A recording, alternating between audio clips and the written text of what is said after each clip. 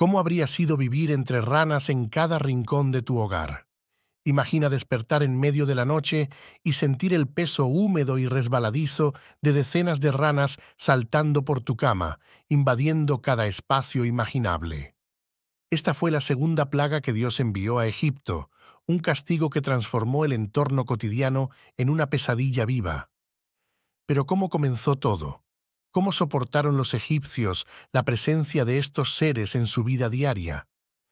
Quédate hasta el final para descubrir cómo este aparentemente inofensivo anfibio se convirtió en símbolo de desesperación para un imperio entero y cómo esta plaga, que duró días interminables, dejó una marca imborrable en la historia. Todo comenzó cuando Moisés, el líder del pueblo hebreo, se presentó ante el faraón con un mensaje claro: «Deja ir a mi pueblo».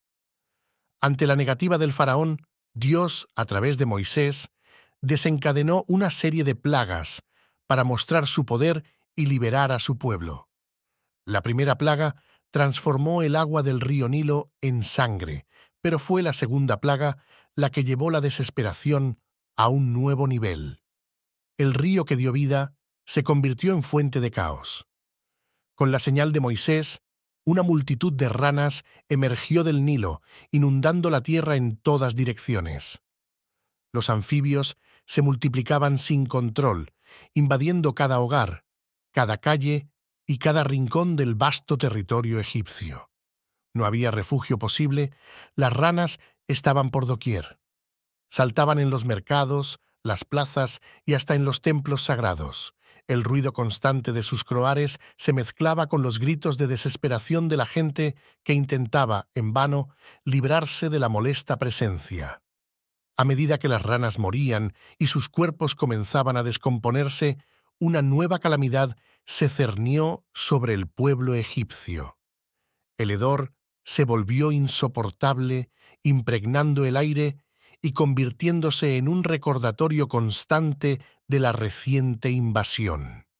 El agua, contaminada por la masiva cantidad de cadáveres en putrefacción, se volvió inutilizable para beber o para las tareas cotidianas. Los egipcios, que dependían tanto del río Nilo como fuente de vida, se encontraron atrapados en una pesadilla que parecía no tener fin. Pero, ¿qué lecciones se pueden extraer de esta situación tan extrema? Para muchos, la plaga de ranas no fue solo un castigo físico, sino también una prueba de resistencia mental y espiritual. Los egipcios, que habían vivido en una sociedad basada en la jerarquía y el orden, se vieron confrontados con un caos incontrolable. En sus mentes, este desorden era un reflejo de la ira divina y de la fragilidad de su poder frente a la fuerza suprema de Dios. Incluso en tiempos modernos, la plaga de ranas sigue siendo un símbolo de cómo lo aparentemente insignificante puede trastornar lo cotidiano. En las historias y mitos que nos rodean, las ranas han dejado de ser simples animales para convertirse en mensajeras de advertencia. A lo largo de la historia, se ha hablado de presagios en forma de plagas de ranas que señalan tiempos de cambio o desgracia. Pero lo que más resuena es la idea de cómo un pequeño ser, cuando se multiplica hasta lo incontrolable, puede provocar un cambio radical en el equilibrio de las cosas. Para los sacerdotes y las clases religiosas, el impacto fue aún más profundo. La diosa Heket, representada con cabeza de rana, era símbolo de la fertilidad y del nacimiento. Al ver a su símbolo sagrado multiplicarse de manera tan descontrolada, muchos comenzaron a cuestionarse si habían perdido el favor de sus dioses. Los rituales que normalmente se realizaban para aplacar a las deidades se volvieron frenéticos e inútiles ante la magnitud de la plaga. No había oración, sacrificio o ritual que pudiera frenar el avance de estos animales, y los sacerdotes, antes venerados por su conexión con lo divino, se encontraron impotentes frente a la voluntad de un Dios desconocido. Y en medio de todo esto, el faraón. Aislado en su palacio, rodeado de lujo pero incapaz de escapar de las ranas que incluso allí lograban infiltrarse, se encontraba en una posición de gran presión. Sus consejeros, que antes hablaban con confianza y seguridad, ahora murmuraban entre ellos, sin saber qué hacer. Las decisiones se volvían cada vez más desesperadas. ¿Deberían ceder a las demandas de Moisés? ¿Debían intentar negociar con este Dios que parecía tener el control total de la situación? La presión sobre el faraón crecía, y la imagen de su poder, antes inquebrantable, comenzaba a mostrar grietas. Su esposa, sus hijos, todos ellos vivían la misma desesperación. Y mientras tanto, el pueblo murmuraba en las calles, preguntándose cuánto tiempo más podrían soportar aquella tortura diaria. Las voces de disidencia empezaban a levantarse, susurrando que tal vez, solo tal vez, debían permitir que los hebreos se fueran para terminar con el sufrimiento. Entonces, ¿cómo terminó todo esto? Moisés, al ser convocado nuevamente por el faraón, supo que tenía en sus manos una oportunidad para liberar a su pueblo. Cuando el faraón, humillado y exhausto, prometió dejar ir a los hebreos si las ranas desaparecían, Moisés oró a Dios. Y como respuesta, las ranas murieron de inmediato.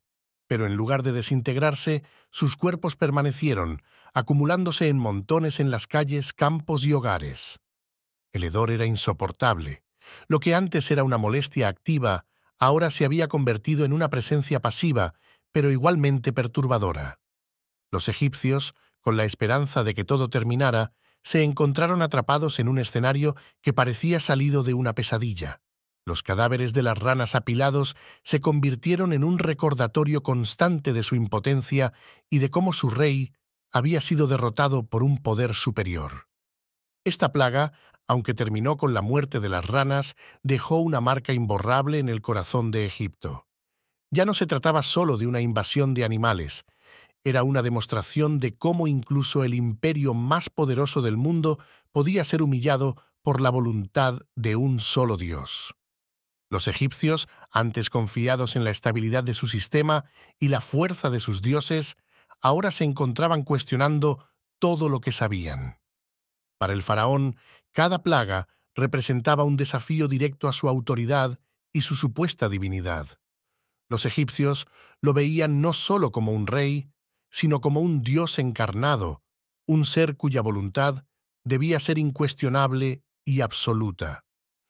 Sin embargo, con cada nueva plaga, esa aura de divinidad se desmoronaba un poco más. Pero este fue solo el comienzo. La historia de las plagas no terminó aquí. Esta fue solo la segunda de una serie de calamidades que vendrían a desmoronar la voluntad del faraón y del pueblo egipcio. En cada plaga se manifestaba un aspecto distinto del poder de Dios, una lección que debía ser aprendida. ¿Qué crees que sentían los egipcios al enfrentar cada nuevo desafío? ¿Cómo habrían reaccionado si hubieran sabido que aún faltaban muchas más pruebas por venir? No te pierdas el próximo video, donde exploraremos la tercera plaga y cómo esta serie de catástrofes cambió para siempre el destino de dos naciones. Si te gustó este relato, no olvides darle like, suscribirte y activar la campana de notificaciones. Así estarás al tanto de cada nueva entrega y podrás acompañarnos en este fascinante viaje a través de una de las historias más impactantes de la Biblia. Nos vemos en el próximo video.